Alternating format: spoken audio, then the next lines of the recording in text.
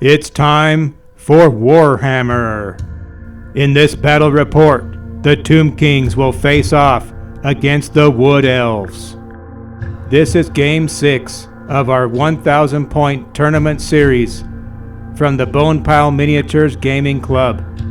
This tournament involves 6 players and 6 armies who will face off against each other once during the regular season, and then that will be followed by a double-elimination playoffs bracket. But as you can see for now, this is Game 6. Both teams have the same standings at 1 win and 0 losses, but the Wood Elves are higher in total scored points. One of these 2 teams will take their first loss, and the other will go undefeated so far in the tournament. The Tomb Kings have not played since Game 1, where they beat the Bretonnians. And then the Wood Elves beat the Dark Elves in Game 3. Now let's meet the teams, starting with the Tomb Kings. The Tomb Kings are led by a Tomb Herald. He carries a hand weapon and an extra hand weapon. He wears light armor. He has the killing blow and is flammable and has magical attacks. And like his entire army, he has the undead rule. He has no magic items this game, and he comes in at 62 points. Next, they have a Lich Priest, who is a level 2 wizard. And since he's the only wizard in the army, he is the Hierophant, or the chief wizard, who keeps the army together. The Lich Priest carries a hand weapon and has no armor. He is trained in the wizard lore of Nehekara, and since he is wizard level 2, according to our club rules, he will know the signature spell plus 2 more spells, according to his wizard level. And in this case, he knows spells 1 and 2, in addition to the signature spell. In addition, the Lich Priest carries a magic item called the Wizard Staff, and that gives him plus 1 dice to cast with when he rolls for his spells. Our club does have different casting dice limits than you are used to, and I will explain that later on. And that magic item costs 10 points. And altogether, this Lich Priest is worth 110 points. Next, there's a unit of skeleton warriors, 20 of them. They are carrying spears and shields. They have a full command, and they wear light armor. They are worth 150 points. Next, there's another unit of 20 skeleton warriors. These ones only have hand weapons with shields. They also have light armor and a full command. They are worth 130 points. Next, there's a unit of 10 skeleton horsemen. They have spears and shields, wear light armor, and are mounted on skeletal steeds. They have the fast cavalry rule, and they have taken a magic standard called the Ranger Standard. The magic standard gives them the Strider rule, including the steeds, and the standard is worth 25 points. The entire unit comes in at 195 points. Next, there's a unit of chariots. They have a full command. They have bows, javelins, and spears. They have their chariots and some shields as armor. They are worth 183 points.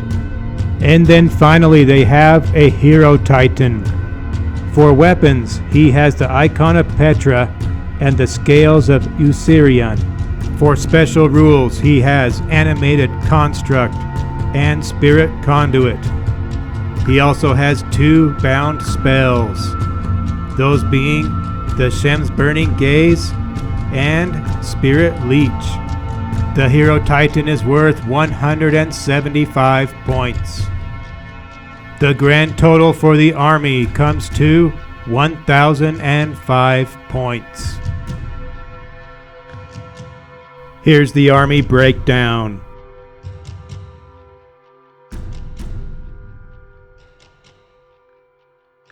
Now let's meet the Wood Elves army. They are led by a Glade Captain.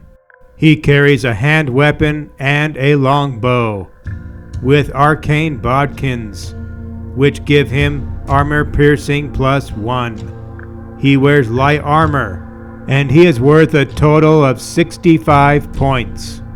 This team also has a spell singer. He is a level 2 wizard. He carries a hand weapon and no armor. He is trained in the lore of light, and he knows the signature spell and spells 1 and 2. He is worth 120 points. They have also brought a unit of 15 Glade Guard. They have hand weapons and longbows. They have no armor, but a full command. They are worth 225 points. There is also a unit of 10 Deepwood Scouts. They have hand weapons and longbows. They have no armor, and they have a champion only. They also have the Scouts rule and the Skirmishers rule. They are worth 170 points. Then there's a unit of 20 Eternal Guard. They carry Seraths, which are spear staves. They have light armor and shields. They also have a full command. They are worth 250 points. And finally, there's a unit of 15 Dryads. They have a champion only and have the Skirmishers rule. They are worth 175 points. The grand total for this army is 1,005 points. And here's the points breakdown.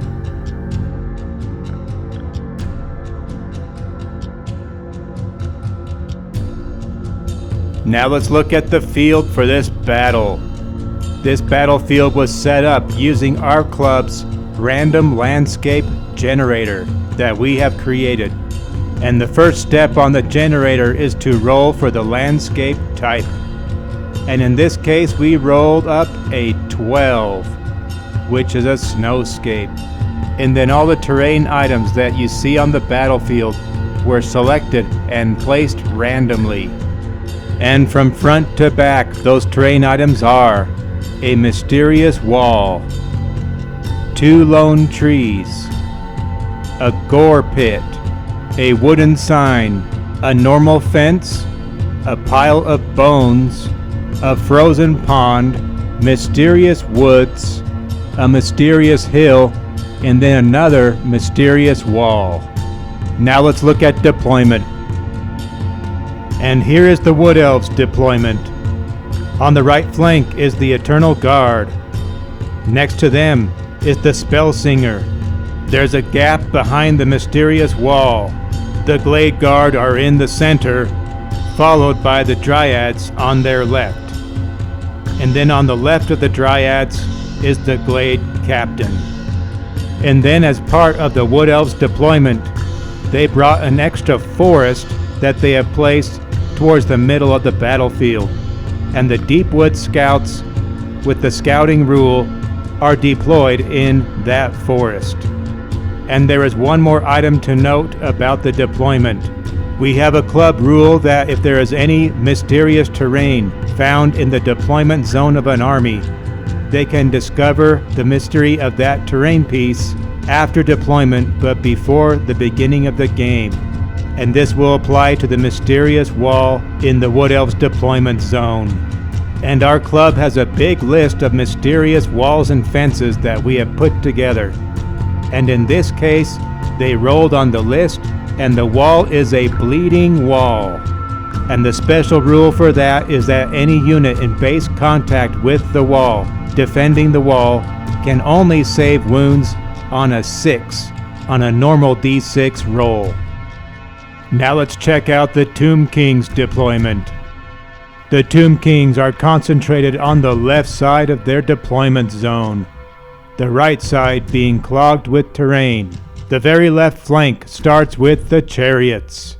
Next to them on their right is the unit of skeletal horsemen. Next to them is the unit of skeleton warriors with spears. And deployed with them is the Tomb Herald. And to the right of them, more in the center of the deployment zone, is the unit of skeleton warriors with hand weapons. And deployed with them is the Lich Priest. And then finally to the right of them is the Hero Titan. And then far over on the right corner, in their deployment zone, there was also a mysterious wall. And the Tomb Kings rolled on the mysterious wall chart, which resulted in a stinky barricade. And the special rule that involves a stinky barricade is that a unit who tries to move into base contact with the wall must roll a d6, and only on a 5+ will they dare to defend the barricade. Otherwise, they will stay away 1 inch from the source of the terrible smell. But the rule stipulates that the undead are immune to the stinky barricade. And there's one more item concerning deployment. The skeleton horsemen have the vanguard rule, and they move forward at full speed. And now the battlefield is all set, ready for turn 1.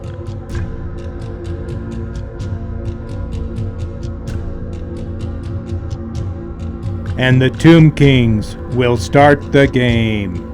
All units move forward at their highest speed, and since the infantry units have characters in them, they are able to march.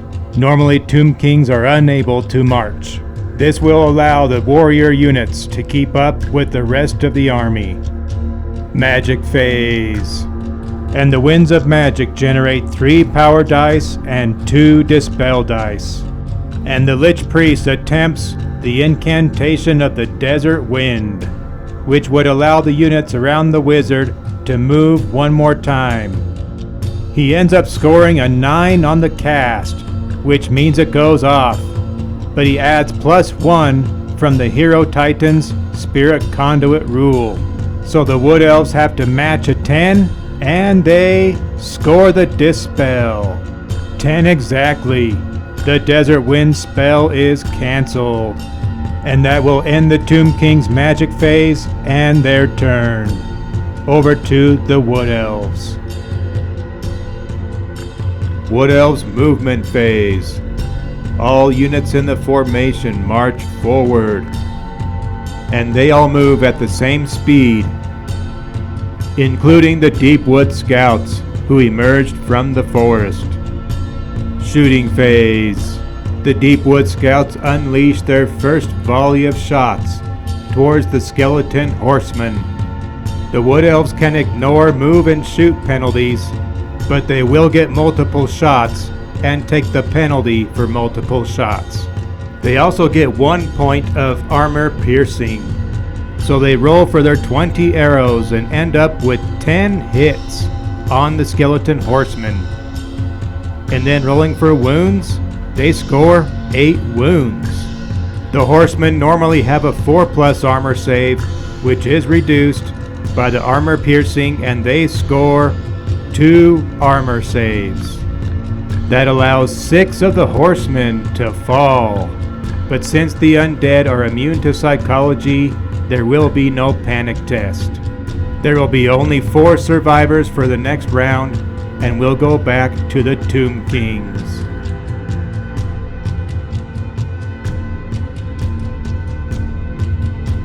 No charges from the Tomb Kings.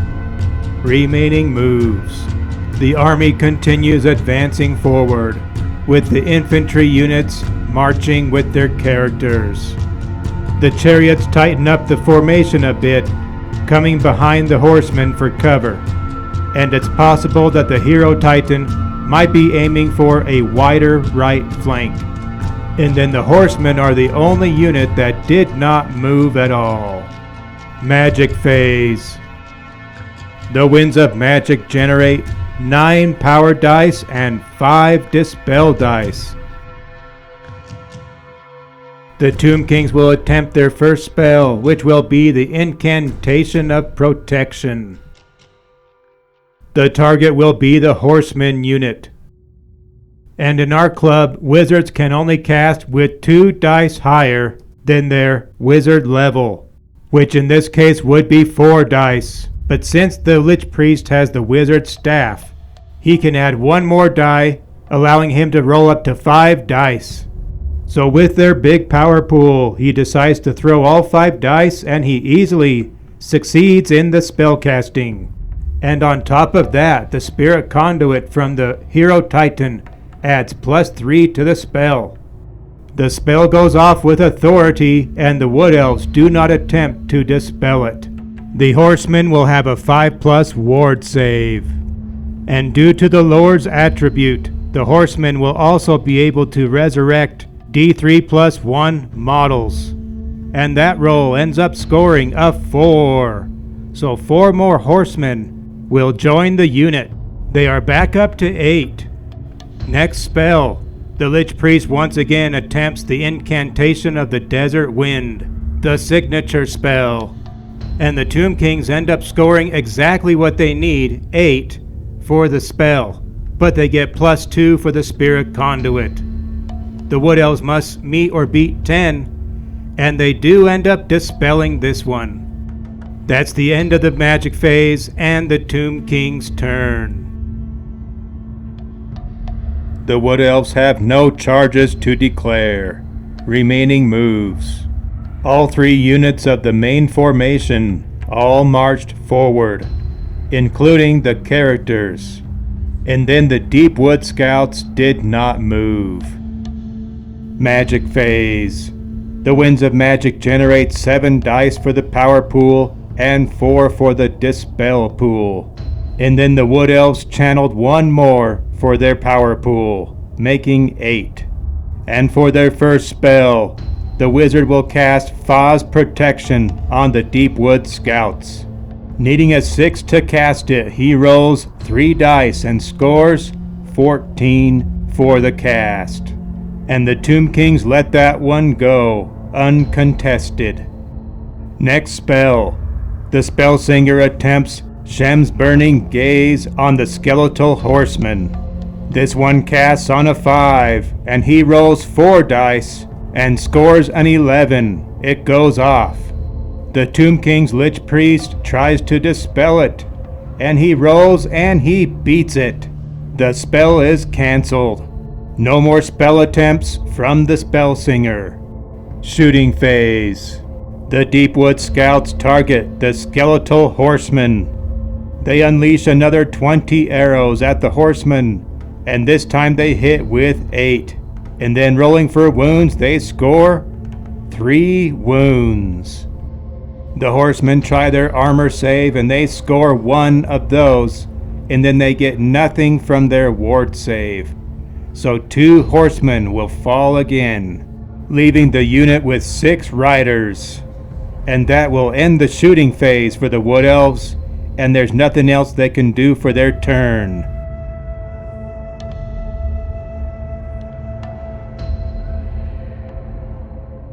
No charges from the Tomb Kings.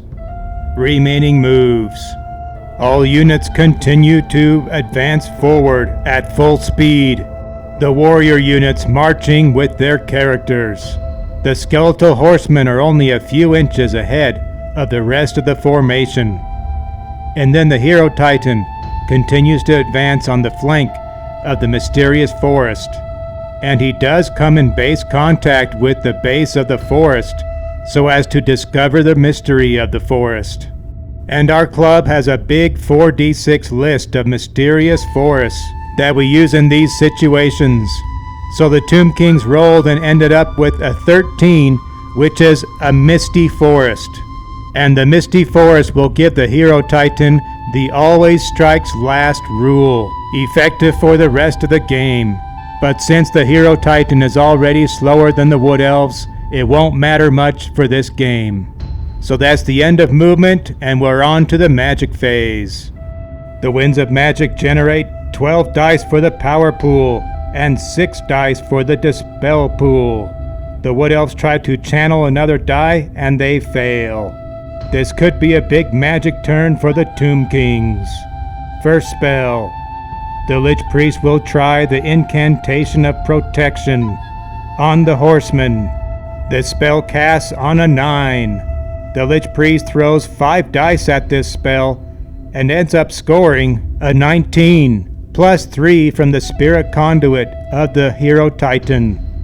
It goes off with authority, and the Wood Elves do not attempt to dispel it. The Skeletal Horsemen will gain the ward save once again, and they will get to resurrect D3 plus 1 Horsemen, and this time they roll 4. So 4 more models will be restored to the unit. The Skeletal Horsemen are back to full strength, much to the chagrin of the Wood Elves. Next spell. The Lich Priest will try the incantation of the Desert Wind, and this one casts on an 8. He rolls 5 dice again, and this time he scores 18, plus 2 from the Spirit Conduit of the Hero Titan.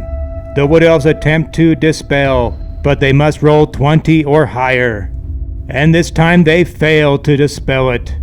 And since the powerful version of the spell was cast, the whole army will be able to move forward again. With 2 dice left in the power pool, the Lich Priest will attempt his 3rd spell, which is the incantation of Cursed Blades. His target will be the Skeletal Horseman, and this spell casts on a 7. He rolls and scores an 8, and he gets plus 2 from the Spirit Conduit of the Hero Titan. The Wood Elves will attempt to dispel, and they fail to dispel it. The Skeletal Horseman will now have the Killing Blow special ability for the next turn. That is the end of the magic phase, and that's all the Tomb Kings can do for their turn.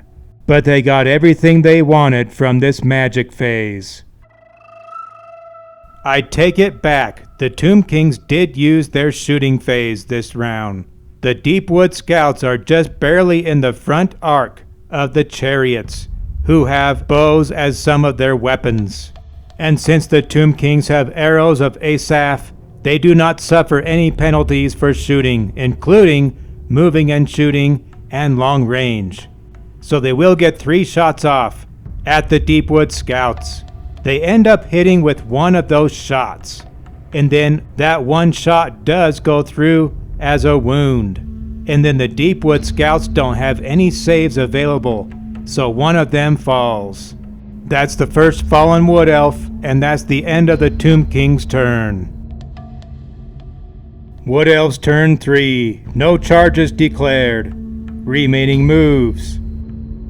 The big units on both flanks, the Dryads and the Eternal Guard, both marched forward, and then the Glade Guard in the middle inched forward and entered into the forest. The Deepwood Scouts did not move. Magic phase. The Winds of Magic generate 3 dice for the power pool and 2 for the dispel pool. The Wood Elves try to channel an extra die, and they succeed, so they will have 4. The Spell Singer will try to cast 1 spell, the Speed of Light, on the Deepwood Scouts. This spell casts on an 8, and the Spell Singer rolls all 4 power dice and ends up scoring a 15. And the Tomb Kings do not attempt to dispel this one. The Speed of Light spell will affect the Deepwood Scouts, which will give them Weapon Skill 10 and Initiative 10 for the next turn. Shooting phase. The Deepwood Scouts will target the Skeletal Horsemen once again, and this time they get off 18 shots. They roll and they score 13 hits. And then rolling for wounds, they score 6 wounds. Due to armor piercing, the Skeletal Horsemen will have a 5+ armor save, and they end up scoring 3 of them. And then they roll for their ward save and score none. So 3 of the horsemen will fall from the barrage of arrows. And now the Glade Guard will shoot at the horsemen. And then part of the unit has the line of sight blocked between them and the horsemen. So the unit will only be able to shoot 6 shots at the horsemen. And they will be at long range.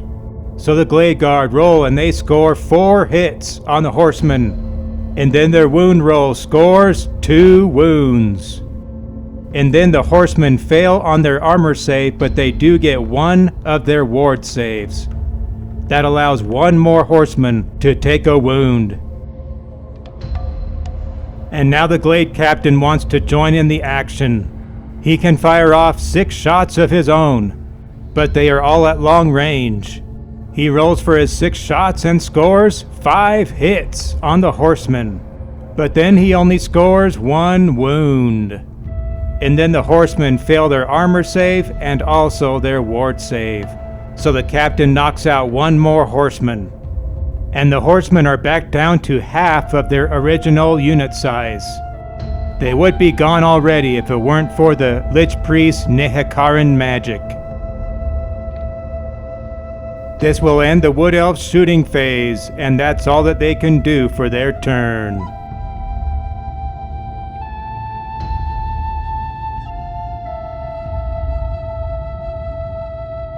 The Tomb Kings open round 4 by declaring a charge, and that will be the skeletal horsemen into the Deepwood Scouts. And for their reaction, the Deepwood Scouts choose to stand and shoot. And so the horsemen roll for their charge test, and they easily pass this one. They will make it into combat with the Deepwood Scouts. And then the Deepwood Scouts get off 9 shots for their shoot reaction. They end up with 4 hits and 2 wounds. But then the horsemen save 1 by their armor save and the other by their ward save. So no wounds go through as they charged in. And then the Deepwood Scouts must take a fear test, and they pass that one. Remaining moves. Both units of warriors continue marching forward. The skeleton chariots wheel around the bone piles, and then the Hero Titan makes a normal move forward. Magic phase. The Winds of Magic generate 7 dice for the power pool, and 4 for the dispel pool. The Tomb Kings try to channel 1 more die, and they succeed, so they will have 8.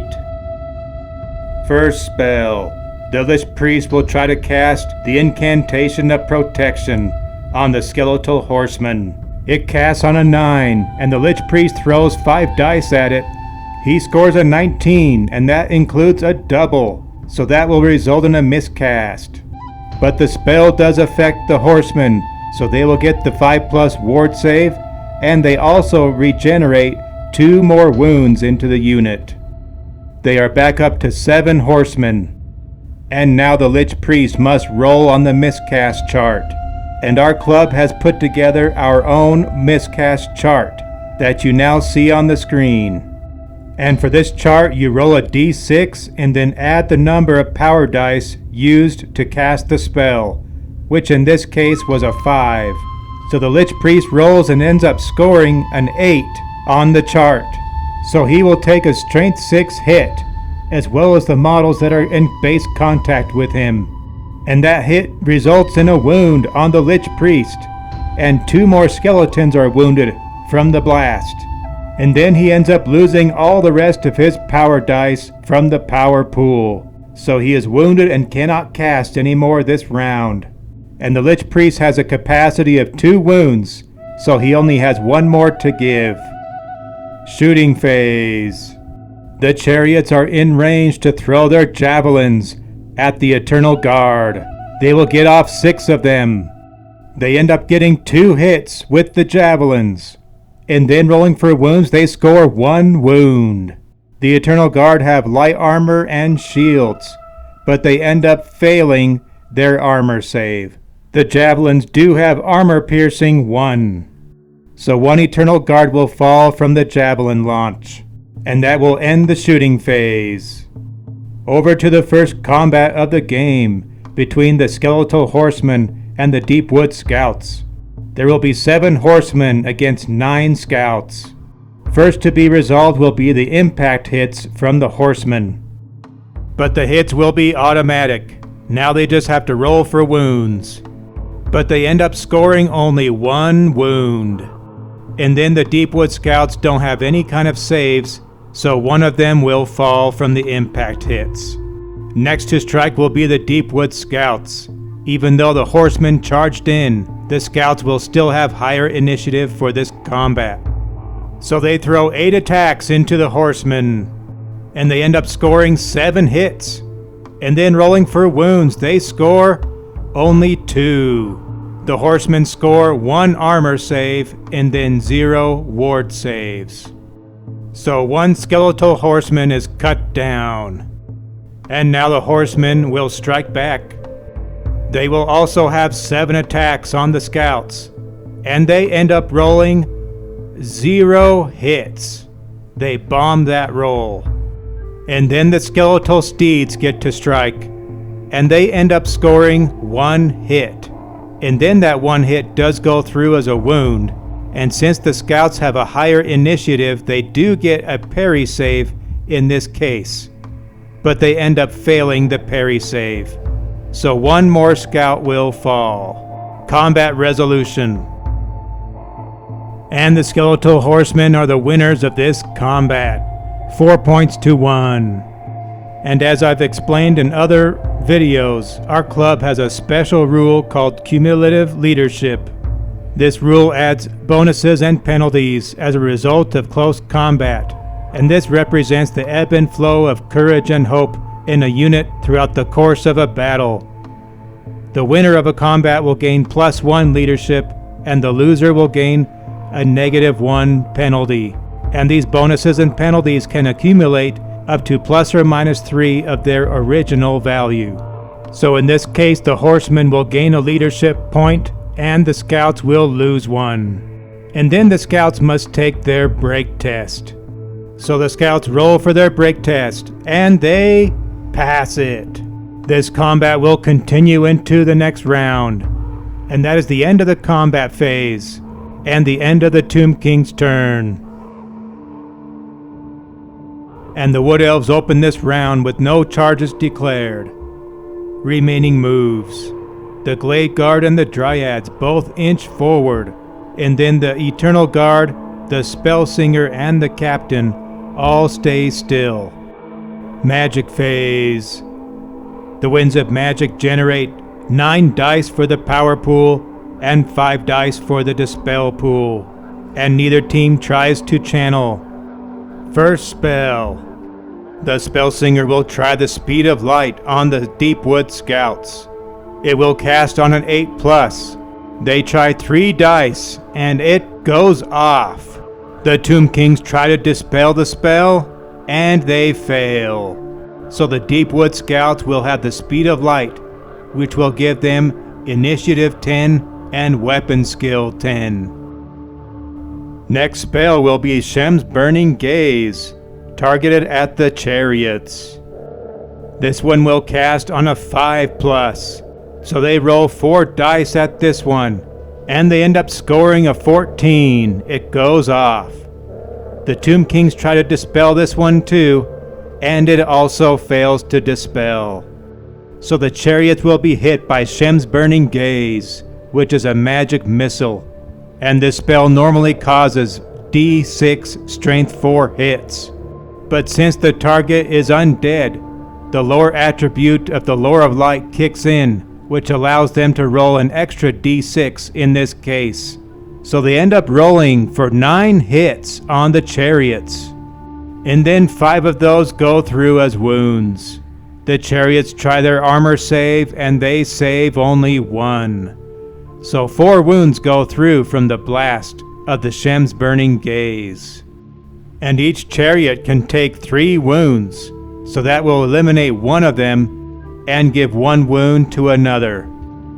The next spell will be Fa's Incantation of Protection on the Glade Guard. This one casts on a 6+, and there's only 2 dice left in the power pool, so they throw those 2, and it goes off successfully. And the Tomb Kings have no more dispel dice. So the Glade Guard will get a -1 to hit bonus from both missile attacks and close combat. So that will end the magic phase. Powerful round for the Wood Elves. Shooting phase. The Glade Guard will target the skeletal warriors with spears, but they won't get multiple shots since they moved, so they fire off 10 arrows at the skeletons. They roll for hits and get 6 of them, and then rolling for wounds they score 1. The skeletons try to save that with their light armor, and they fail, so 1 skeleton will fall. Next to shoot will be the Glade Captain, and since he did not move, he can fire multiple shots, so he will launch 6 at the Hero Titan. But these shots will be at long range, so the Captain ends up scoring 4 hits on the Hero Titan, and then rolling for wounds, he scores 1 wound. His arrows do have armor piercing 1. The Hero Titan tries his armor save and fails. The monster takes its first wound, but it can take up to 5, so it's got a ways to go still. And that will end the shooting phase. Over to combat. Over to the Deep Wood Scouts fighting the Skeletal Horsemen. And remember that the Scouts have the Speed of Light spell active. They will strike first, and they have a weapon skill of 10. So they end up rolling 7 attacks, and all 7 of them hit. And then rolling for wounds, they score 5 wounds on the skellies. The horsemen try their armor save, and they actually score 3 of them. So only 2 wounds go through on the unit. And now the horsemen will strike back. But due to the weapon skill of 10 from the Speed of Light spell, the skeletons cannot generate any hits on the scouts. And the same is true with the skeletal steeds. 0 hits from any of them. Combat resolution. And the Deepwood Scouts will win this combat round, changing the momentum. They will gain a leadership bonus, and the horsemen will lose 1, back to their original values. But the horsemen do not have to take a break test, because the undead are unbreakable. This fight will continue into the next round, but this will end the combat phase for the Wood Elves and their turn.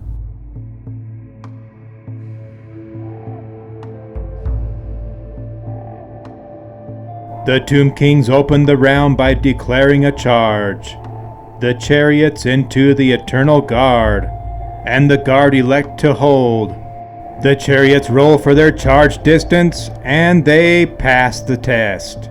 They make it into combat with the Eternal Guard, and the Eternal Guard pass their fear check. No more charges from the Tomb Kings. Remaining moves. The skeleton warriors with hand weapons move sideways to their right a little bit. And then the skeleton warriors with spears do a little pivot maneuver to the right. It looks like they are baiting the Dryads for a charge. And then the Hero Titan moves forward, catching up with the rest of the formation. Magic phase.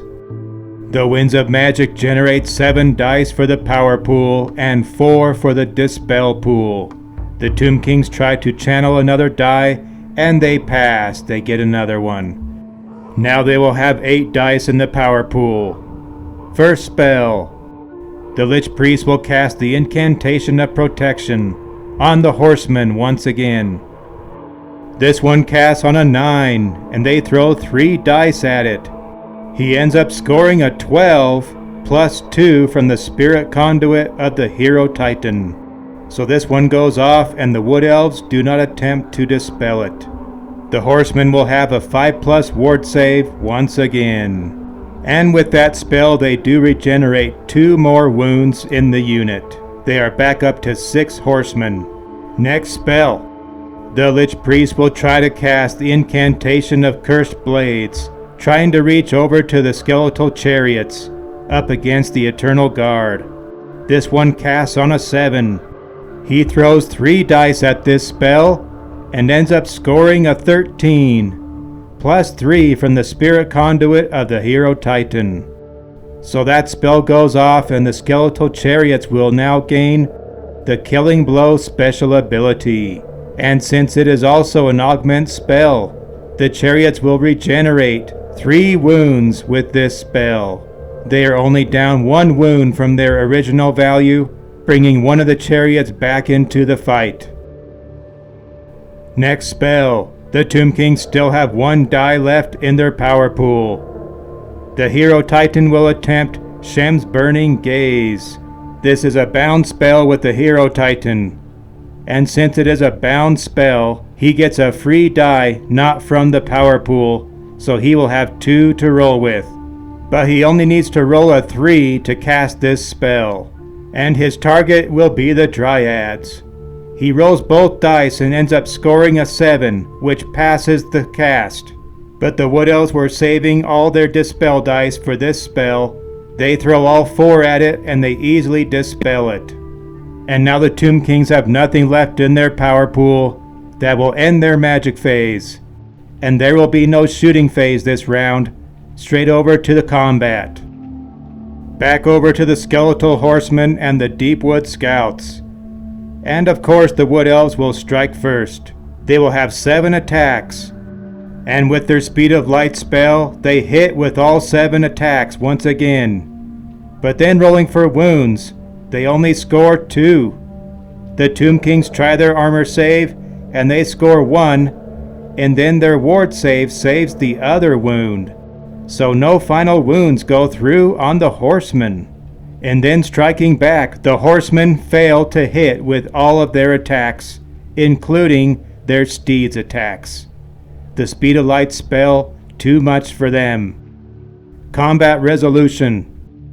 With no wounds on either side, the Skeletal Horsemen will win this combat, 1-0. Leadership will be adjusted accordingly. The Scouts will take a -1 penalty, and the Horsemen will gain a +1 bonus. And then the Wood Elves must take their break test. But they pass with no problems. This fight will continue for another round. Next combat. Over to the chariots and the Eternal Guard. 3 chariots against 20 Wood Elves. And first to be resolved will be the impact hits from the chariots. And they will get D6 impact hits from each chariot. So they roll and they end up scoring 14 on the Wood Elves. And then those end up causing 9 wounds on the unit. And since that was a strength 4 attack from those chariots, the Eternal Guard cannot use their armor save against those impact hits. They only have light armor, and they cannot use their shields, since their combat weapons require 2 hands. So 9 Wood Elves will fall. Next to strike will be the Eternal Guard. They will be able to fight in 1 extra rank. Not that that matters much now, since their 2 back ranks have been almost eliminated. And also when they are charged, they get +1 attack and +1 strength, as well as +1 initiative. They are deadly on the defensive. So we counted up 16 attacks from the Eternal Guard, and they roll and end up scoring 11 hits on the chariots. And then rolling for wounds, they end up with 4 wounds. And then the chariots try their armor save and they score 2. So only 2 wounds finally go through on the chariots. Next to attack will be the charioteers, the drivers in the chariots. We counted up 4 attacks from them, and they ended up scoring 2 hits. But then they roll for wounds and score 0. No chance for the killing blows. And then next to attack will be the steeds who are pulling the chariots. They ended up scoring 2 hits and then 2 wounds. And then the Eternal Guard save one of those with their armor save, but then fail their parry save. So 1 wound goes through from the steeds. Combat resolution. 10 Eternal Guard were slaughtered by the chariots this round, and the Wood Elves will lose this combat. They will take a leadership penalty, and the chariots will gain a leadership bonus. And then the Eternal Guard will have to take their break test, see if they run away from this slaughter. So they roll and they pass the test. They will not run. This combat will continue into the next round. This will end the combat phase and the Tomb King's turn. Back over to the Wood Elves. The Wood Elves do not declare any charges for their turn. Remaining moves. The Spellsinger moves forward and gets into the forest. Over on the left side, the Glade Captain moves forward, and then the Dryads back up a little bit, not taking the bait from the Skeleton Warriors. They are not interested in being double teamed. And then the Glade Guard do not move. Magic phase. The Winds of Magic generate 8 dice for the power pool and 4 dice for the dispel pool. And the Wood Elves try to channel another die and they fail. So they will have 8. First spell. The Spellsinger will attempt the Speed of Light spell, but this will be the big version. This would affect all units within 12 inches of the wizard, and it needs to go off on a 16. The Spellsinger can throw a maximum of 4 dice, and so that's what he's going to do. So he rolls for the spell, and he gets it. He gets the 16. But it goes off with irresistible force. The Tomb Kings cannot dispel it, and the Wood Elves will have to roll on the miscast chart. But for now, the spell does go off, and gives the Eternal Guard and the Deepwood Scouts the Speed of Light magic boost. They will both have Initiative 10 and Weapon Skill 10. So now the Spellsinger must roll on the miscast chart, which is on the screen now. So he ends up scoring a 7 on the chart, which is a Strength 6 hit, which does cause him a wound. And then he loses all the rest of the dice from the power pool. So he cannot cast any more spells this turn, and he's now wounded. And that will end the magic phase. Shooting phase. The Glade Guard are going to target the Hero Titan. They will get 20 shots at the monster. They fire off and score 11 hits on him, and then rolling for wounds. They score 0 wounds. All the arrows bounce off of him. Next to strike will be the Glade Captain, and he will also target the Hero Titan. Since he moved, he only gets 3 shots this time. He rolls and scores 1 hit. And then rolling for wounds, he scores 0 as well. So a total of 12 arrows bounce right off of the Hero Titan without a scratch.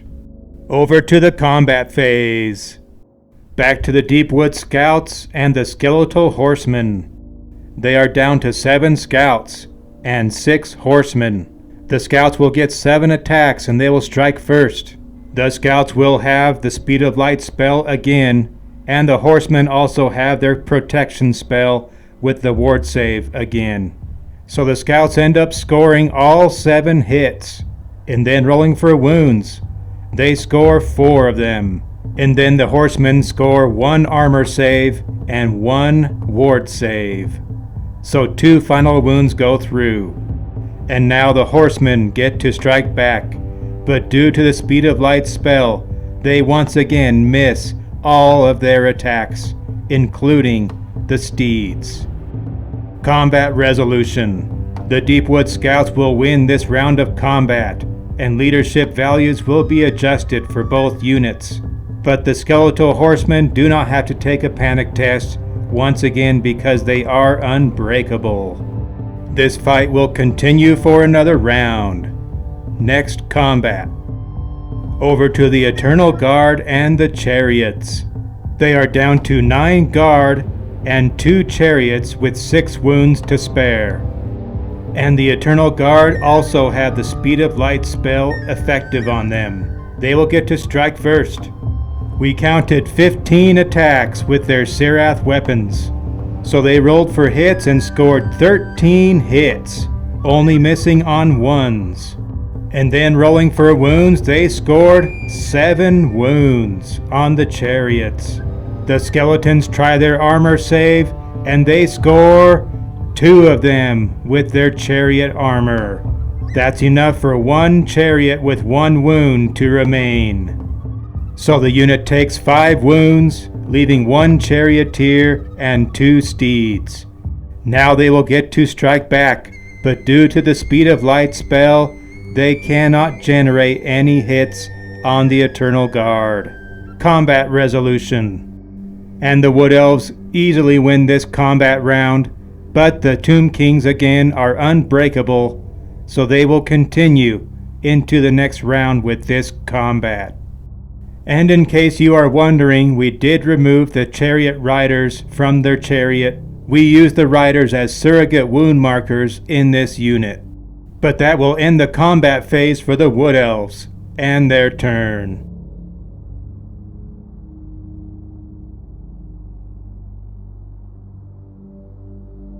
The Tomb Kings begin turn 6 without any charges. Remaining moves. The Hero Titan and the Warriors all do a little bit of shuffling and side maneuvering, but no drastic moves this time. Maybe they're still baiting the Wood Elves, or maybe they're a little anxious about close combat. Magic phase. The Winds of Magic generate 5 dice for the power pool and 3 dice for the dispel pool. The Tomb Kings try to channel another die and they fail, so they're stuck with 5. First spell, that will be Shem's Burning Gaze, the Hero Titan targeting the Dryads directly in front of him. This time the spell goes off and the Wood Elves do not try to dispel it. And Shem's Burning Gaze does count as a flaming attack, and the Dryads are flammable. They end up taking a total of 6 wounds from the spell, and that will knock them down to 9 Dryads left in the unit. Then the Dryads must take a panic test, and they pass it. Next spell. The Lich Priest will try to cast the incantation of the Desert Wind, and this time he will try the big version. And that will cast on a 16 plus. So he rolls his remaining 3 dice from the power pool, and he scores a 12. And then adding the Spirit Conduit from the Hero Titan, he only gets 1 more for 13. And then if you add the extra 2 from his wizard level, which we normally don't bring up unless it's necessary, he still only gets 15, coming 1 shy of the casting value. So he fails to cast it, and that breaks the concentration of the wizard, and he cannot cast anymore this turn.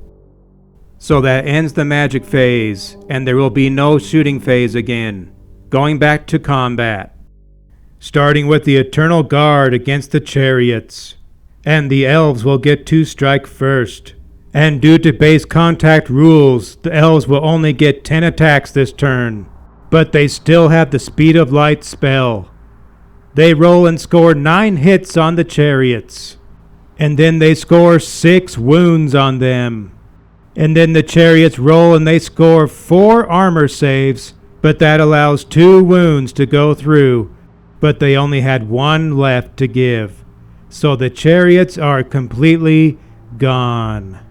No chance to strike back. They are completely wiped out, and the Eternal Guard will gain 1 leadership from the combat. And the Wood Elves will score full points for that chariot unit, plus the bonus points for the banner. Next combat, over to the Horsemen and the Deepwood Scouts. And the Deepwood Scouts also have the Speed of Light spell active. They will have 7 attacks on the Horsemen. So they roll for hits and they end up scoring 6 of them. And then rolling for wounds, they score 5. The Horsemen try their armor save and they score 1. But 1 save is not enough to save the unit. All 4 horsemen will perish. They will have no chance to strike back. The Deepwood Scouts will gain another leadership bonus, and the Wood Elves will score the full points for the elimination of the horseman's unit, plus the bonus points for the unit standard. And that will end the combat round for the Tomb Kings. Tough round for them, and both units of the Wood Elves who were victorious took advantage of a free reform, doing small pivots toward the rest of the skeletons. The Wood Elves begin their turn without any charges. Remaining moves. The Eternal Guard move in on the right flank, and then the Dryads back up a few more inches, and then all the shooting units do not move. Magic phase. The winds of magic generate 6 dice for the power pool and 3 for the dispel pool. The Wood Elves try to channel 1 more die and they pass, so they'll have 7. First spell. The Spellsinger will try to cast the Speed of Light spell on the Glade Guard. He throws 2 dice at this one, and it will cast on an 8+. So he ends up rolling a 7. But due to the +2 bonus from his wizard level, it will go off and be cast. The Glade Guard will have the Speed of Light. No dispel attempt from the Tomb Kings. Next spell. The Spellsinger will try to cast Fa's Protection on the Deepwood Scouts. It goes off on a 6+. This time they roll 3 dice at the spell, and it goes off with a 9. No dispel attempt from the Tomb Kings. There will be a -1 to hit bonus on the unit.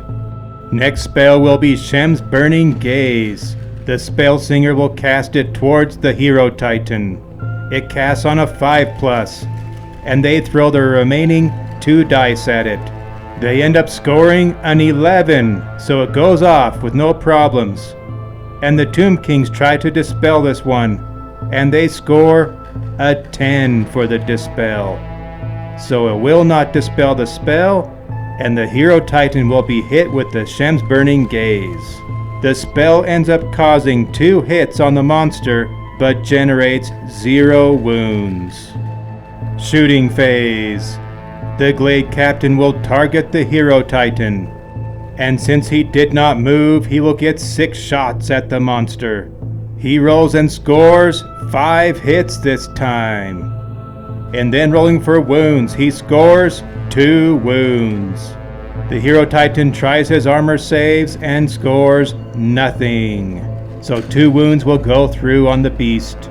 Now he has 3 wounds total with 2 remaining. Next to shoot will be the Glade Guard, and they will also target the Hero Titan. Since they did not move, they will have 20 shots this time. So they roll for hits and they end up scoring 8 hits. And then rolling for wounds, they score 3 wounds. The Hero Titan tries his armor saves.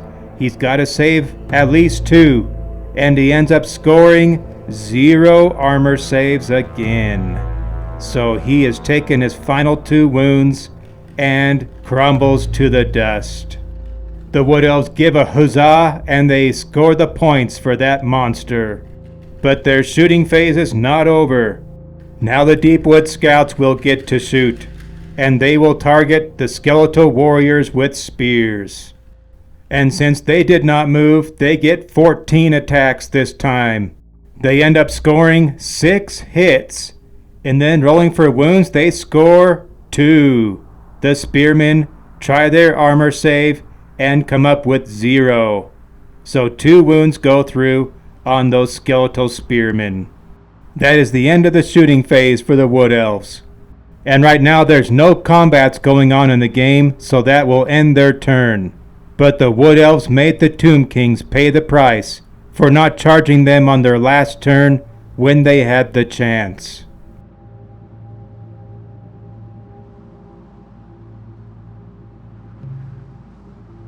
The Tomb Kings do not have any charges this turn.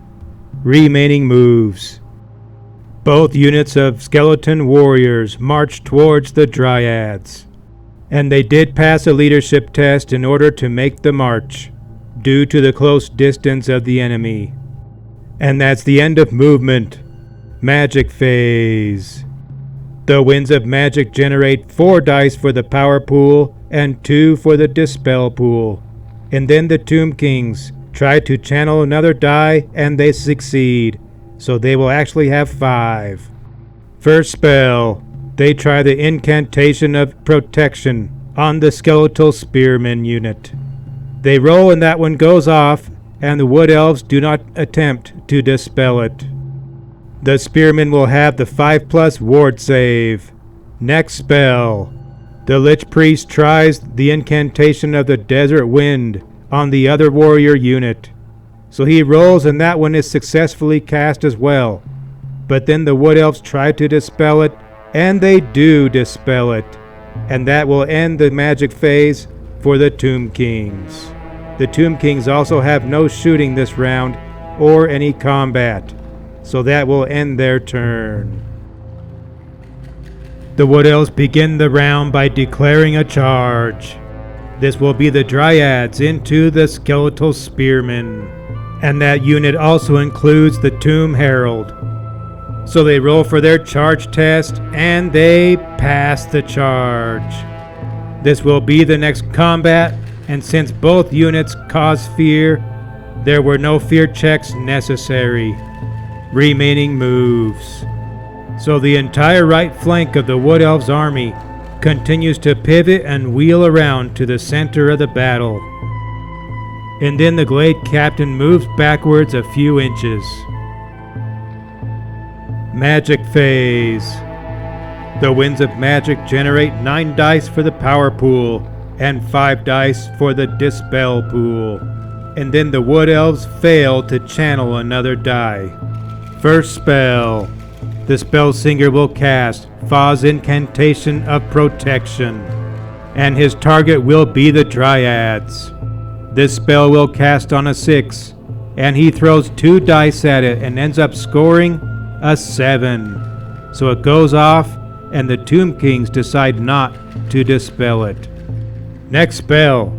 The spell singer tries to cast the Speed of Light spell on the Dryads.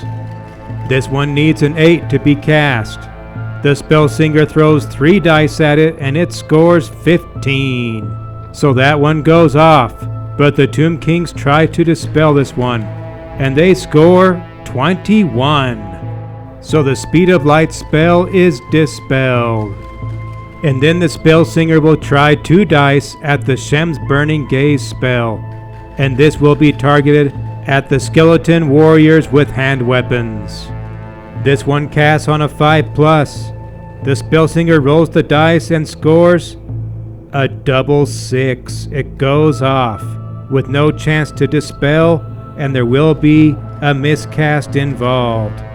But first the spell will be resolved. It ends up causing 10 hits on the unit of warriors. And then rolling for wounds, they score 4 wounds. And then the Tomb Kings are able to score 1 ward save, so 3 wounds go through. And now the spell singer must determine the miscast results from the spell. On the miscast chart, the spell singer ends up scoring a 4. The wizard will not be able to cast any more spells this turn, but that would have been the case anyways. So that will end the magic phase. On to the shooting phase. The Glade Captain will target the skeletons with hand weapons. And since he moved, he will not get double shots this time. So he launches 3 arrows into the unit, and he scores 2 hits on them. And then he rolls and scores 1 wound. But then the skeletons score one of their normal regeneration saves. So no final wounds go through on the unit. Next to shoot will be the Glade Guard into the Skeletal Spearmen. Our club has a club rule that does allow shooting units to shoot into close combat at close range. But first they must pass a leadership test, and then they can only shoot into an open, unengaged flank. And the target unit must be within half of the distance of the normal shooting range. And even with all those conditions met, there is still the possibility of friendly fire. This is determined by the to-hit roll. If the shooting unit has a ballistic skill of 4 or higher, then all to-hit dice that are rolled that result in a 1 must be resolved on a friendly model. But if the ballistic skill of the shooting unit is below a 4, then they resolve friendly fire on a roll of 1 or 2. So units with less ballistic skill are more likely to hit their own team. And another stipulation that I failed to mention is that the enemy unit must have unit strength higher than 5. But in this case, all of those stipulations are met, and the Wood Elves passed their leadership test to fire into the combat. So they end up scoring 7 hits on the skeletal spearmen, and then they get 0 hits on their own dryad unit. And then rolling for wounds, they score 2 of them. And then the skeletons score 1 armor save, and then 1 ward save. So 0 final wounds go through. The Wood Elves overall come up with nothing from the entire shooting round. Close combat. Here we go with the Dryads and the Skeletal Spearmen. 9 Dryads against the Tomb Herald and 19 Spearmen. But the Dryads will strike first. But before they strike, they get to choose their tree aspect. In this case, they choose the birch tree, which allows them to have +1 attack per model. And they already have 2 attacks each, giving them each 3 overall. And then the unit champion will have even 1 more. But of course the supporting models only get 1 each, regardless of all the bonuses. So we counted 20 attacks overall. So they roll and they score 16 hits on the spearmen. And then their wound roll scores 8 wounds. And then the spearmen score 4 armor saves and 1 ward save. So only 3 wounds go through on the unit.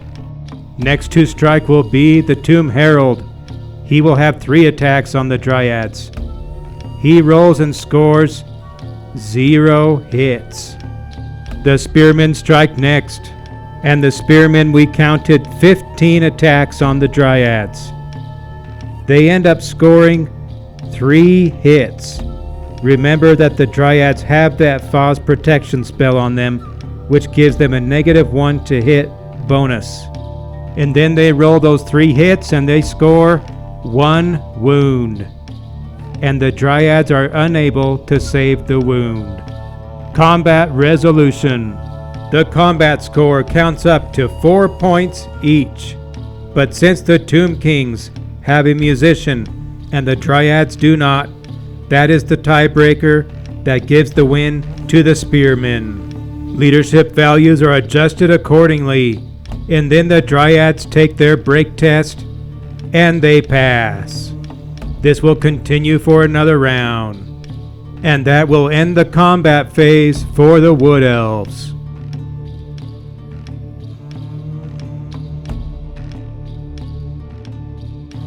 The Tomb Kings open round 8 by declaring a charge. The skeletal warriors with hand weapons into the Glade Captain. And the Glade Captain decides to stand and shoot. Take 1 for the team. So the warriors roll for their charge distance, and they pass the test. They make it into combat, but first have to face the arrows of the captain.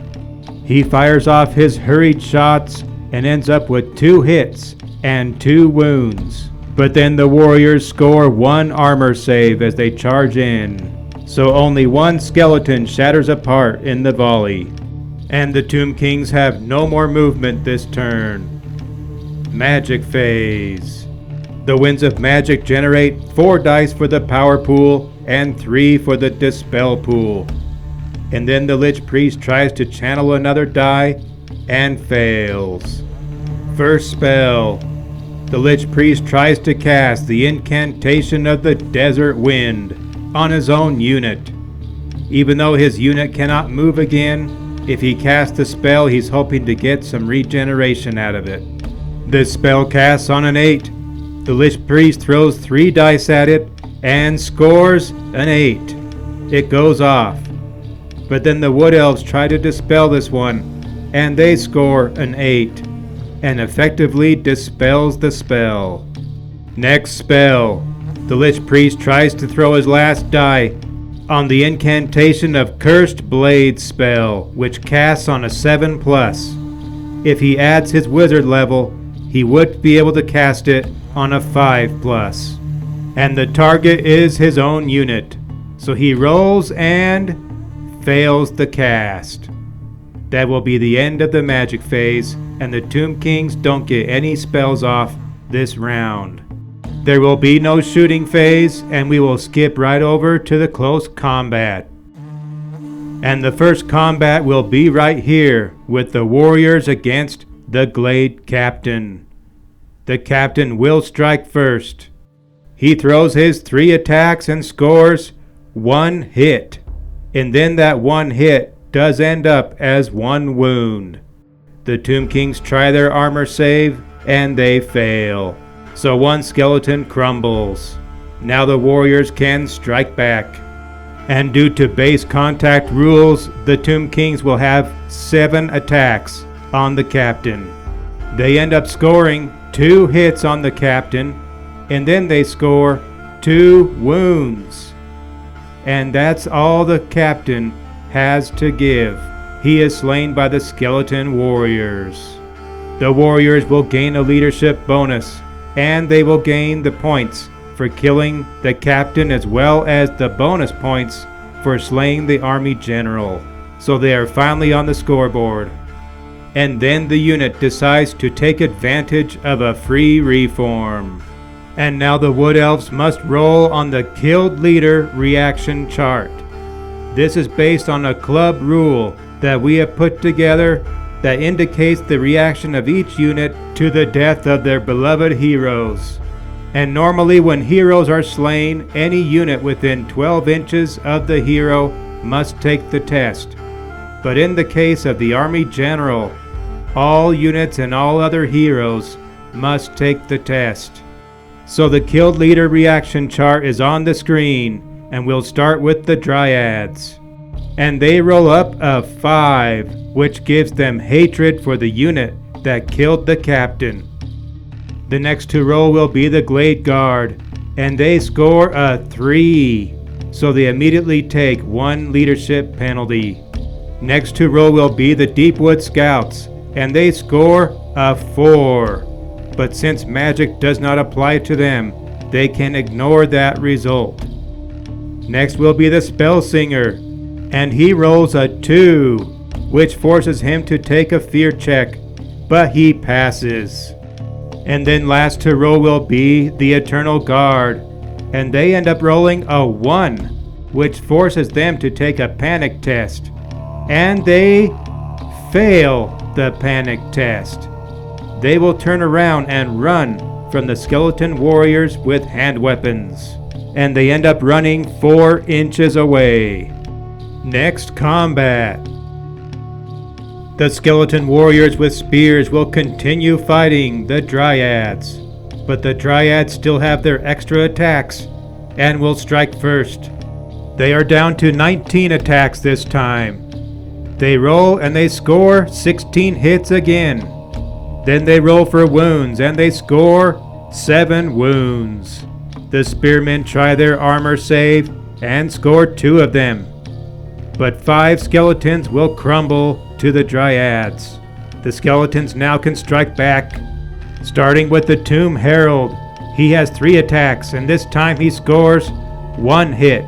And then that hit goes through as a wound. And the Dryads are unable to save that wound. So he splinters 1 of them. Next, the spearmen get 12 attacks on the Dryads. They end up scoring 2 hits. And then rolling for wounds, they get a 0. Combat resolution.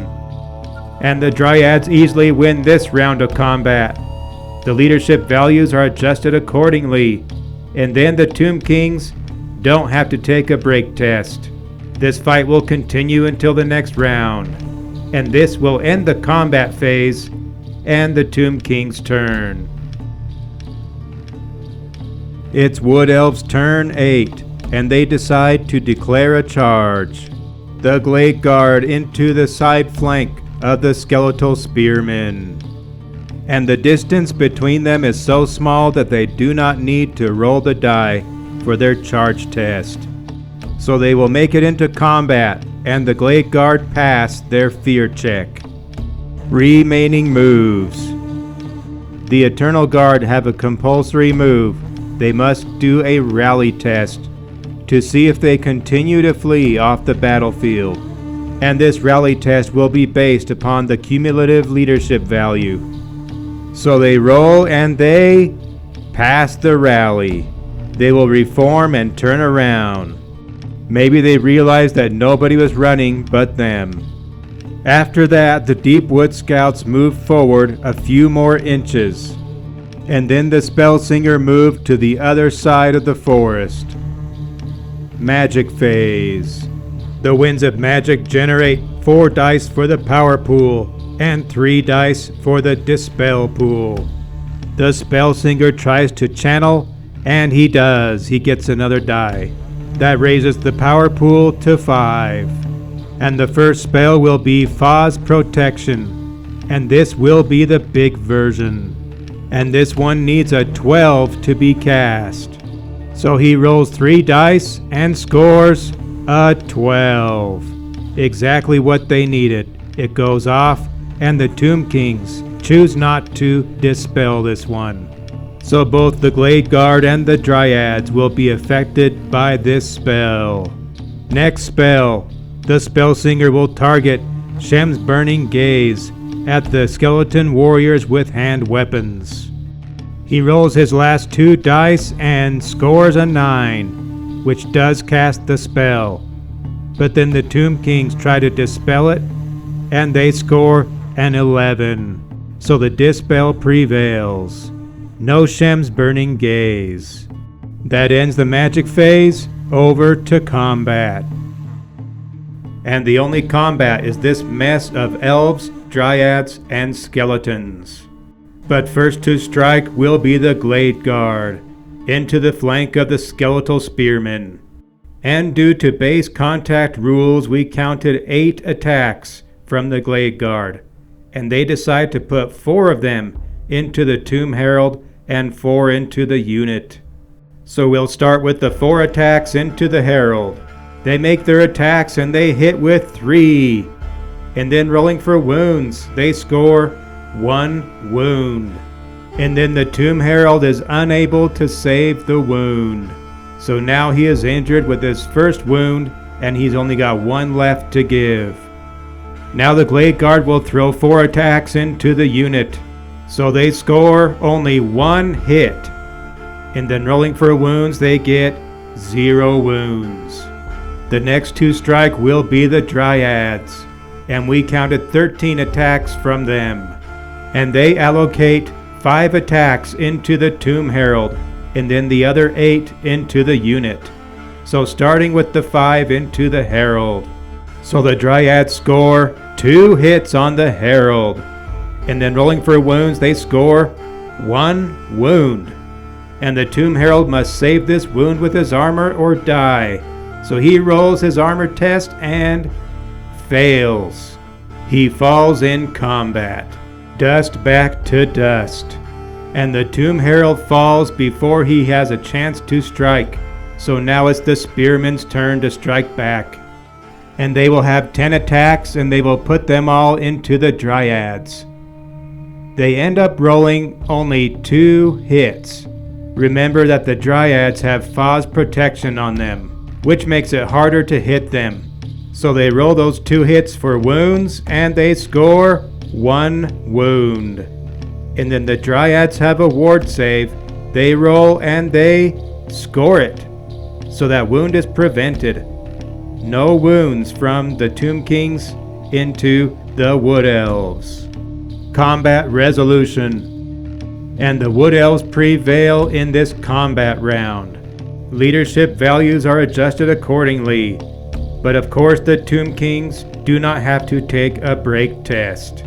However, with the fall of the Tomb Herald, it's time to bring back the killed leader reaction chart, which is now displayed on your screen.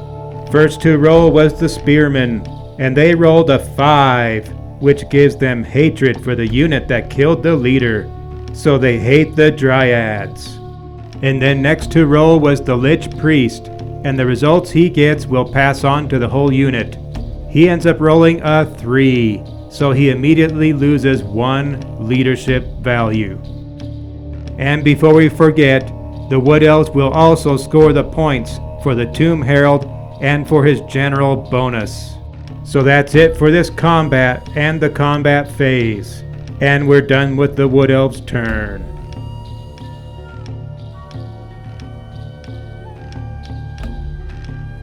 And the Tomb Kings begin round 9 by declaring a charge. The skeleton warriors with hand weapons into the Dryads, into their rear flank. So they roll for their charge test, and they pass. The Tomb Kings are going all in to this combat. More skeletons continue to pile into the combat, and that will end the Tomb Kings' movement phase. Magic phase. The Winds of Magic generate 7 dice for the power pool and 4 for the dispel pool. And then the Tomb Kings are able to channel 1 more die, making it 8. First spell. The Lich Priest will cast the incantation of the Desert Wind. He throws 3 dice at the spell and it goes off. So both units of skeletons will be affected by the spell. However, neither unit can move. But due to the lore attribute, he is able to summon more undead for each unit. He ends up rolling 4 for both of them, bringing the warriors with hand weapons up to 19, and the spearmen up to 13. Next spell. The Lich Priest tries to cast the incantation of protection on the skeletal spearmen. He throws 3 dice at this one, and he scores a 9, which does cast the spell. But the Wood Elves try to dispel it, and they score a 10. So they do dispel the ward save. And the final spell, the Lich Priest has 2 more dice, and he decides to throw it at the Cursed Blades on the Spearman unit. So he rolls and he does cast the spell. And then the Wood Elves try to dispel it, and they cannot. So the skeletal spearmen will have the killing blow for the next round. And due to the lore attribute, they are able to summon 2 more skeletons from the dust. Now the spearmen are back up to 15. The skeletons are easy to kill, but there's an endless supply of them. So that ends the magic phase. Back to combat. And for the combat round, we will stay right here. The mess of fighters keeps getting bigger. And once again, the Wood Elves will get to strike first. Starting with the Glade Guard, striking into the side flank of the Spearmen. They roll for 8 attacks and end up with 3 hits. And then rolling for wounds, they score 2 wounds. And then the Spearmen score 1 armor save. So 1 final wound goes through. Next, the Dryads will strike into the Spearmen as well. And the Dryads will use the Birch Tree aspect for this phase of combat. They will have a total of 14 attacks, but then they will direct 2 of them into the Lich Priest. So they roll for their attacks on the Lich Priest and they score 1 hit. And then rolling for wounds, they score 0 wounds. Now they roll for their 12 attacks into the Spearmen, and they end up generating 6 hits on the Spearmen, and then rolling for wounds, they score 2. And the Spearmen are unable to save any of those wounds. So added together, they've taken 3 from the Wood Elves. And now the Tomb Kings can strike back, starting with the Lich Priest into the rear of the Dryads. He only has 1 attack, and he fails to hit. And then the skeletons with hand weapons will go next, since they charged. They will also strike into the rear of the Dryads. So they swing 10 attacks into the Dryads and end up with 2 hits. And then they generate 0 wounds. And finally the spearmen get to strike next. But remember that they have hatred for the Dryads and also the killing blow for this turn. They put 13 attacks into the Dryads and they score 4 hits with their hatred rolls. And then they score 3 wounds, but no killing blows. Then the Dryads try their ward save and they score 2 of them. So only 1 final wound goes through on the Dryads. Combat resolution. And the Tomb Kings just edge out the Wood Elves. All the formations are disrupted so nobody gets any rank bonuses. Leadership values are adjusted accordingly, and then both units must take break tests. So the Dryads end up passing their break test, and then the Glade Guard end up failing their break test. They are going to turn around and run. Too many skeletons for them. They end up running 8 inches, but nobody pursues them, and then they end up running through the Spellsinger who is standing in the forest. They have the Forest Strider rule so they don't have to take any dangerous terrain checks, but the Spellsinger must now take a panic test since he was fled through. So he rolls for his panic test and he passes his. So only the Glade Guard are running from the skeletons. But the Dryads are left behind, sandwiched between the 2 units of skeletons. That will end this combat round, and the Tomb King's turn. Wood Elves turn 9, and they have lost some momentum. But they open the round by declaring a charge. The Deepwood scouts into the rear of the skeletal spearmen. So they roll for their charge and they pass it. They make it into combat and they also pass their fear check. Remaining moves. The Glade Guard must first take their compulsory rally test, and they end up passing the test. So they have a change of heart and turn right back around. For other moves, the Spellsinger did not move, and then the Eternal Guard marched as quickly as they could towards the battle, but they had to pass a leadership test in order to march. Magic phase.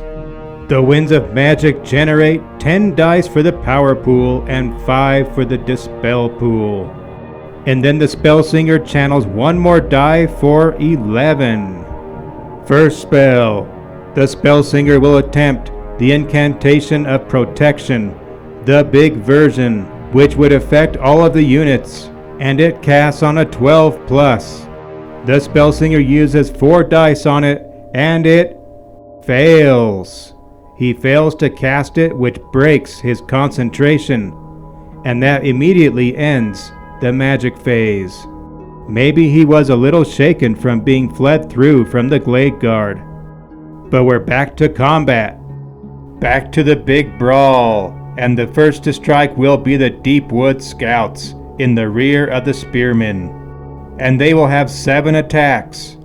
They end up rolling 3 hits on the Spearmen, and then all 3 of those hits go through as wounds. The Spearmen try their armor save, and they score 2. So 1 final wound from the Spearmen. Next to attack will be the Dryads into the Spearmen. But 2 of the Dryads will target the Lich Priest, trying to finish him off with his last wound. So rolling the 2 dice, they score 1 hit on the Lich Priest. And then they roll the 1 die for a wound, and they score it. They score a wound on the Lich Priest.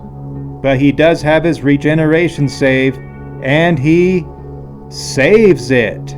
The Lich Priest stays alive, in an undead sort of way. And now the Dryads will throw 8 attacks into the Spearmen. They end up scoring 4 hits, but then they generate 0 wounds. So the Dryads score 0 wounds this round. Next to strike will be the Lich Priest. He throws his 1 attack into the Dryads, and he ends up scoring a hit. And then that hit goes through as a wound, and then the Dryads are unable to save that wound. The Lich Priest taking down a Dryad. Next to strike are the skeletons with hand weapons into the Dryads, and they roll for 10 attacks. They end up scoring 2 hits, and then they score 1 wound, and then the Dryads are unable to save that wound, so another one falls. Next to attack are the skeletal spearmen, who will put all 12 of their attacks into the Dryads. They end up scoring 5 hits initially, but plus 2 due to hatred. That makes a total of 7 hits. And then they roll for wounds and they score 5 wounds. The Dryads try their 6+ ward save, and they score nothing. And the Dryads unit is finished off. The Tomb Kings will score some much needed points for destroying that unit. But there still has to be a combat resolution between the remaining units. The Deepwood Scouts will end up failing combat against the skeletons. All the leadership is adjusted accordingly, and then the Deepwood Scouts must take their break test. And they end up passing their break test. And then due to nearby annihilation, the Eternal Guard must take a panic test, which they end up passing. And then the skeletons with hand weapons take advantage of a free reform, and then the skeletons with spears try a combat reform, but fail. And then in consequence of them eliminating the Dryads, the spearmen lose their hatred special ability. And that will end this combat and the combat phase of the Wood Elves. Back to the Tomb Kings, who are gaining some late momentum.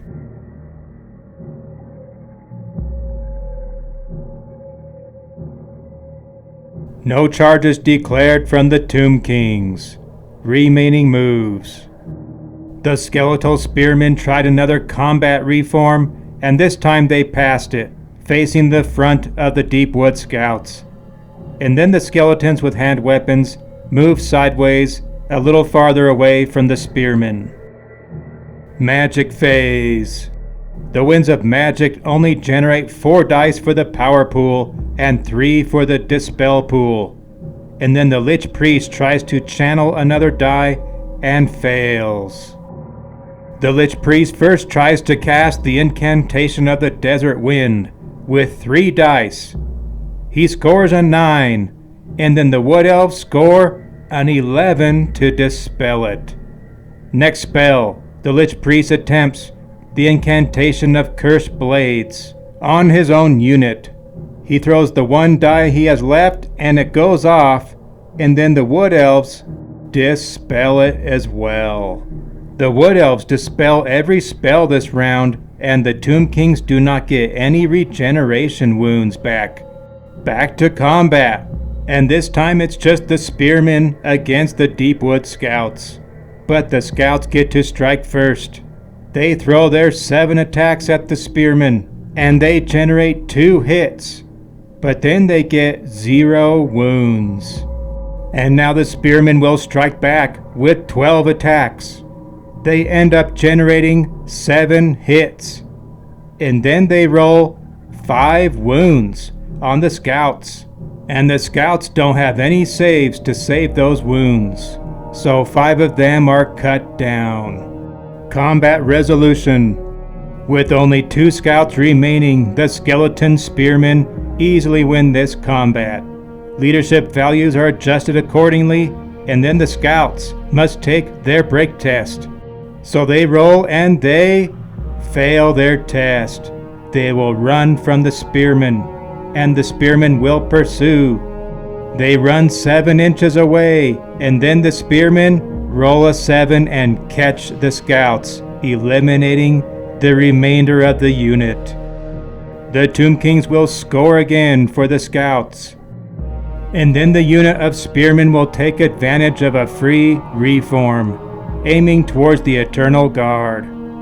And then the Eternal Guard must take a panic test for nearby annihilation, and they pass that test. So that's the end of combat and this round of the Tomb Kings. Back to the Wood Elves. Will the Wood Elves hold on to their lead in these late rounds? They start with declaring no charges, remaining moves. The Eternal Guard move forward towards the warriors with hand weapons. And then the Glade Guard move forward towards the skeletal spearmen. Magic phase. The Winds of Magic generate 12 dice for the power pool and 6 for the dispel pool. The Spellsinger will try once again Fa's Incantation of Protection, the big version which would affect all the units. He throws 3 dice at it again, and this time it goes off. And then the Tomb Kings are unable to dispel it. Next spell, the Spellsinger tries to attempt the Speed of Light spell on the Eternal Guard. And this time he fails to cast it, which breaks his concentration, and that will end the magic phase. Shooting phase. The Glade Guard will target the skeletal spearmen. Back to what they do best. They shoot off 10 arrows at the spearmen and hit with 5 of them. And then rolling for wounds, they score 0. Tough break for the Glade Guard.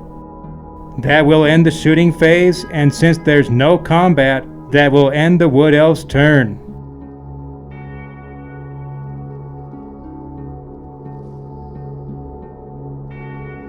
And the Tomb Kings do not declare any charges. Remaining moves. The skeletons with hand weapons move backwards a few inches, and then the skeletons with spears pivot to their right towards the Eternal Guard. Seems like they're hoping to set up another double team sandwich on them.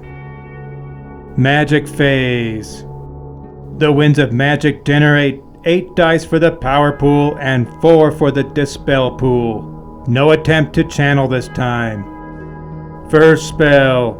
The Lich Priest attempts the incantation of the Desert Wind on the skeletal spearman. He throws 3 dice at this one, and it goes off, and then the Wood Elves are able to dispel it. Next spell. The Lich Priest tries the incantation of protection on the skeletal spearman, and this time it does go off, and the Wood Elves do not try to dispel it, so they will get the ward save, plus 2 wounds are regenerated. And the Lich Priest tries his 3rd spell on the skeletal spearman, the incantation of the cursed blades, and this time it does go off again, and the Wood Elves try to dispel this one, but fail. So the spearmen will have the killing blow on top of their ward save, and they regenerate 4 more wounds from that spell. That's a total of 6 wounds that have been regenerated in that unit during this magic phase, much to the chagrin of the Wood Elves. And that will end the magic phase, and since there's no combat, the end of the Tomb King's turn.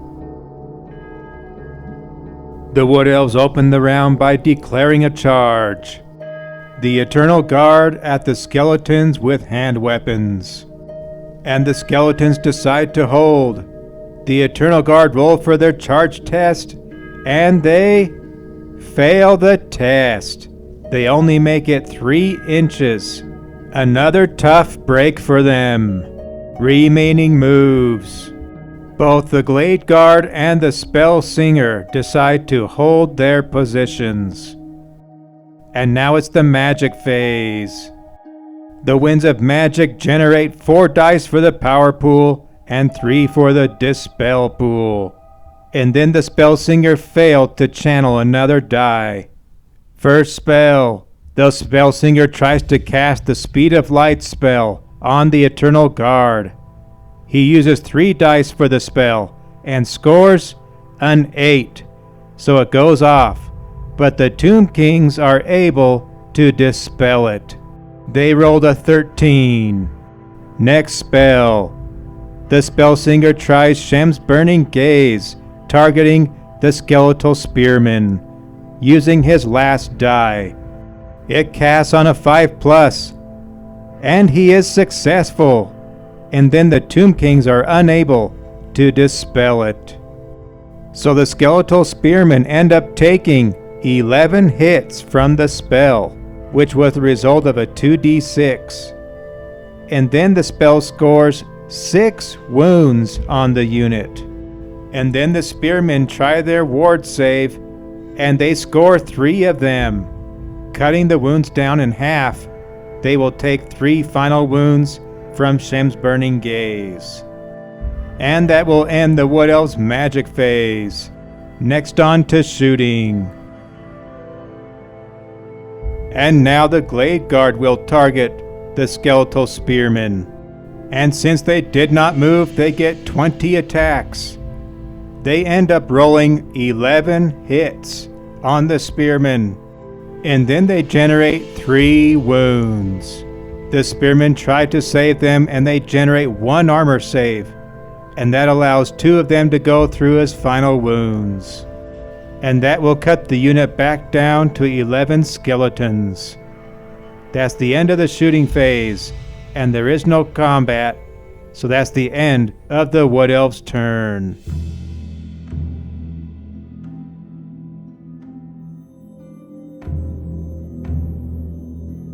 And on their last turn, the Tomb Kings decide to issue another charge. The skeletal spearmen into the Eternal Guard, and they'll be targeting their right flank. The confident Eternal Guard will hold, and then the spearmen pass their charge test. They make it into the flank of the Eternal Guard, and the elves pass their fear check. And then, to make things worse, the skeleton warriors also decide to declare a charge into the front of the Eternal Guard. And then the warriors pass their charge test. And then the Eternal Guard passed the fear check for that unit. They've got the Eternal Guard right where they wanted them, thanks to their own failed charge. Magic phase. The winds of magic generate only 2 dice for the power pool and 2 for the dispel pool. And then the Lich Priest fails to channel another die. So he's going to try to cast the incantation of Cursed Blades on the Spearman's unit. So he rolls the only 2 dice that he's got, and he fails to cast it. He only needed a 7, but he did not get it. So that will end the magic phase, with no spells going off. Combat phase. And we'll stay right here with the Eternal Guard against all those skeletons. But despite the skeletons charging, the Eternal Guard have the initiative and will strike first. And remember that they do have +1 strength on the defensive when charged. Plus, the front rank will have an extra attack, and they will also get to attack in 1 extra rank. We counted a total of 14 attacks, but first they will direct 4 attacks into the Lich Priest directly.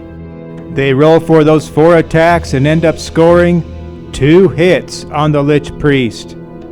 And then rolling for wounds, they score 2 wounds. And then the Lich Priest can try his regeneration save, and he gets nothing to save him. The Lich Priest is finally cut down by the Eternal Guard. And now the rest of the Tomb King's army will no longer be animated by his magic. After each round, they will have to take unstable tests to see if any skeletons crumble to the dust. But for now, the Eternal Guard must resolve the remaining 10 attacks that they put into the skeleton warriors with hand weapons. So they roll and they score 7 hits on those skeletons. And then they generate only 2 wounds. Those skeletons try their armor save and they score 1. So only 1 final wound goes through on the unit. And now the skeletons can strike back.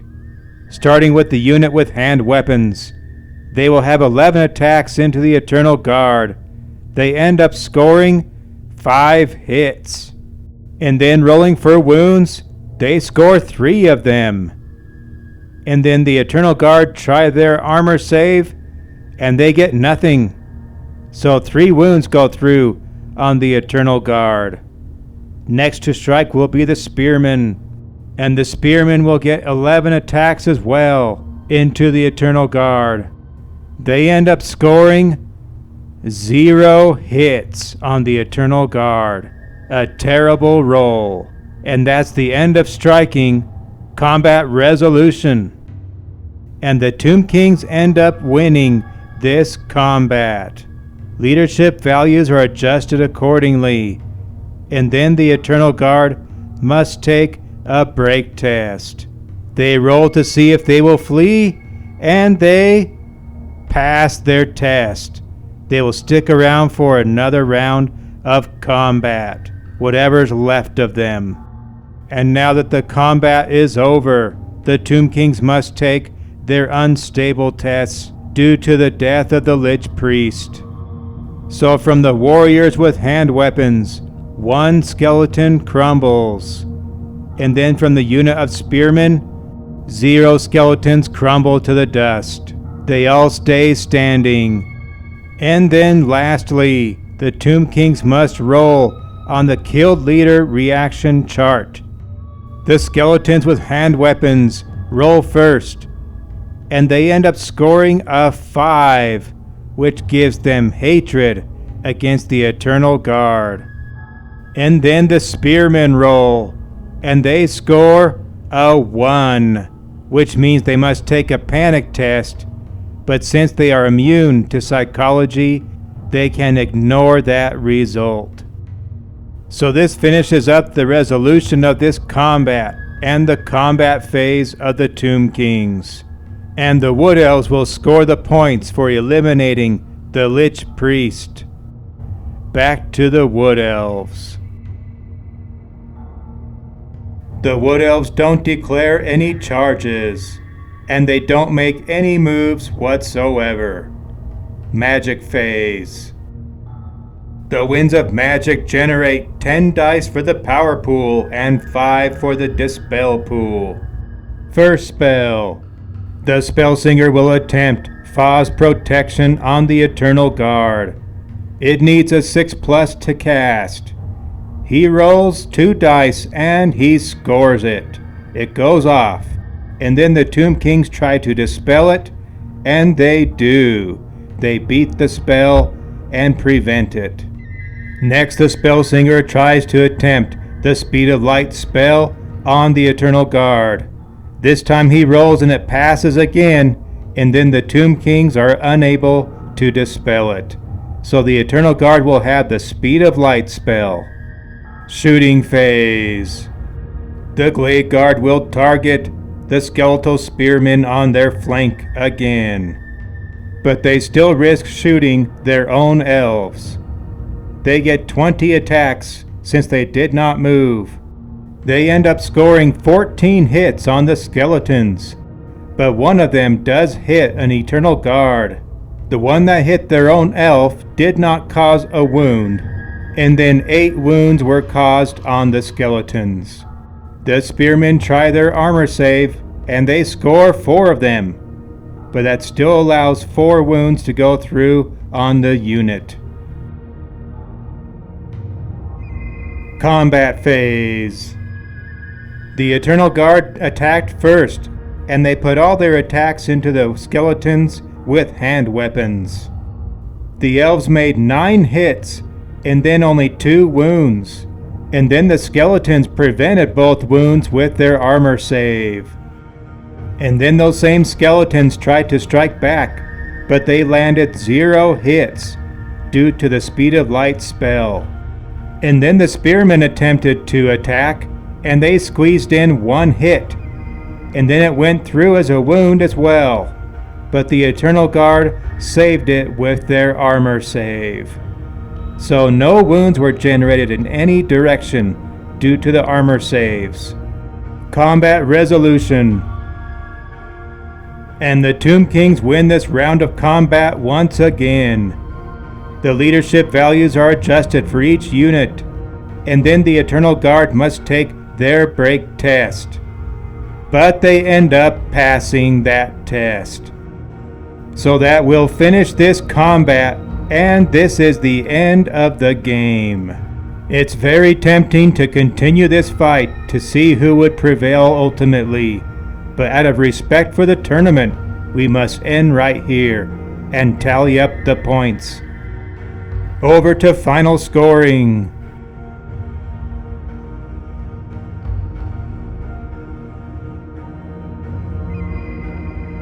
First, we'll add up the Wood Elf score. They eliminated the Army General, the Tomb Herald, scoring his points and his bonus points. They also eliminated the Hero Titan. They also destroyed the Tomb Chariots and the Skeletal Horsemen. And they scored the bonus points for capturing those banners. They also killed the Lich Priest. And then the unit of Skeletal Spearmen was decimated, meaning that less than half of their original unit size was still remaining on the table. The Wood Elves will score 50% of that unit's cost. The final score for the Wood Elves adds up to 950 points.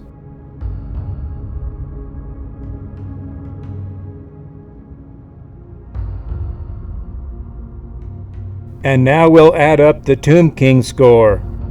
So the Tomb Kings took out the Glade Captain. They get full points for him, plus the bonus for killing the General. They also destroyed the unit of Dryads, getting the full points for them. They also destroyed the Deepwood Scouts, earning their full points. They also decimated the Eternal Guard, gaining half the value of that unit. And then the Spellsinger finished the game with half of his wounds, so they will gain half of the points from him. The grand total for the Tomb Kings adds up to 695. They fall short of the Wood Elves by 255. That was a close game, but it seemed even closer on the battlefield. But the Wood Elves will move on with the victory. And now let's look at the league standings. Those game results will launch the Wood Elves to the top of the league. Everyone has played 2 games now, and then the Tomb Kings are looming around the middle of the pack.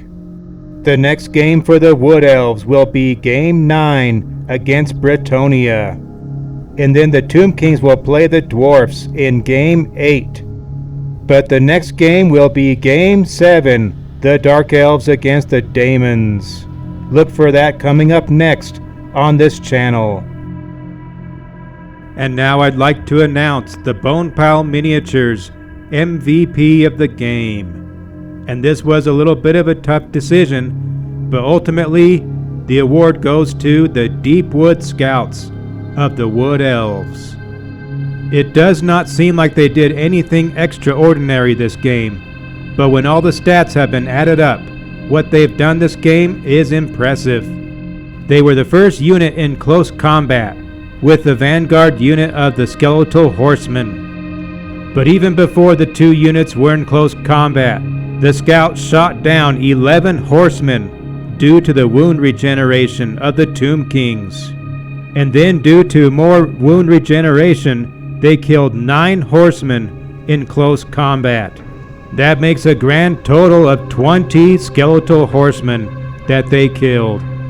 And then after taking care of the horsemen, they went on to attack the skeletal spearmen. They took down 2 spearmen with their arrows, and then 1 more in close combat. But unfortunately, they ended up losing a combat with the spearmen. They failed their break test and were pursued and caught and destroyed. But that makes a grand total of 23 wounds that they caused in this battle. All of that coming from a unit of only 10 elves, with no command and no armor. The unit of Wood Elves with the next most wounds, which was the Eternal Guard, did not rack up even half of that number of wounds. And then from the Tomb King's side of the fight, the honorable mention for them is the unit of Skeletal Spearmen. They fought and prevailed against the unit of Dryads, and then they took down the unit of Deepwood Scouts, and then they finished the game working against the Eternal Guard. They were responsible for 14 wounds on the Wood Elves. And before we move on, I'd like to mention that this was the first game where two rival wizards went head to head against each other and made big impacts on their armies. Let's compare their stats and you can decide which was the more powerful wizard.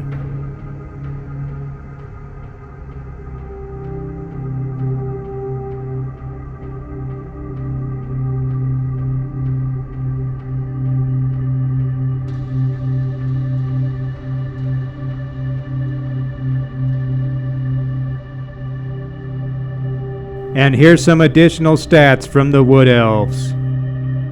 Charges.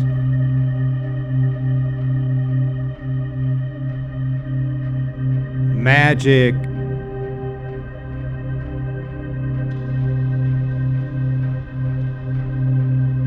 Shooting.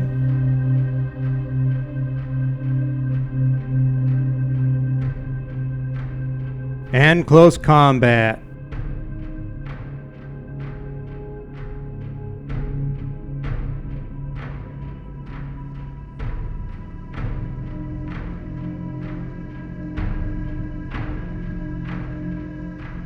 And here's some more stats from the Tomb Kings. Magic.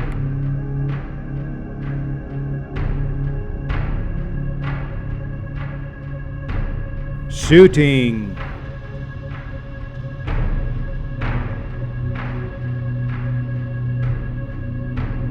And close combat.